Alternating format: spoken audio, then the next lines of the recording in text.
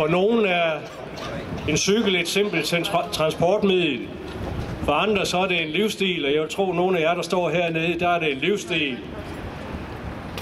Og jeg tror også, at når man kigger rundt på torvet her i dag, så kan man sige, at begge verdener er repræsenteret.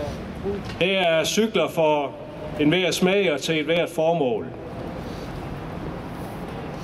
En af dem, der skiller sig lidt ud på Rådhuspladsen her i dag, det er bycyklen.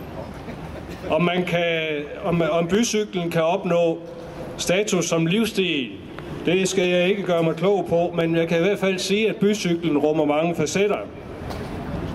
Om man blot skal en hurtig tur til stranden, eller om man vil køre rundt og se på vores smukke by. Den er både et transportmiddel, den er et reklamesøjle, og så er den også turistservice.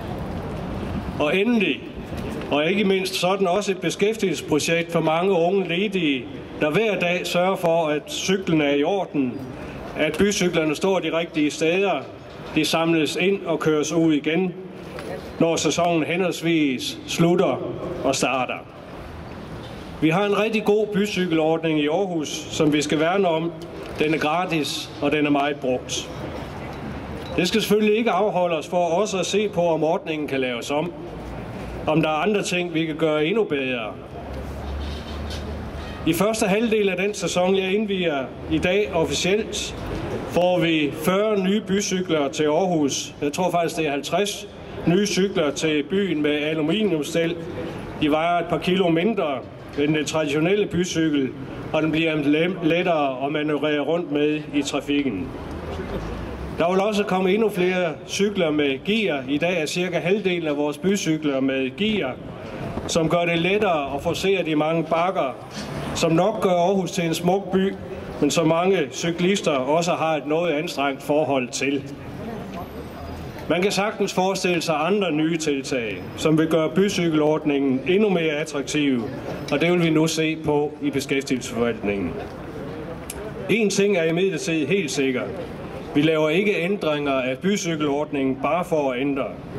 Hvis vi ændrer, så skal det være for at gøre ordningen bedre, således både at bycykelordningen også hænger sammen med den cykelhandlingsplan, som Laura lige har snakket om, vedtaget af byrådet, og som gør Aarhus til en unik cykelby. Med disse ord ønsker jeg alle en rigtig god cykelsommer. Tak skal I have.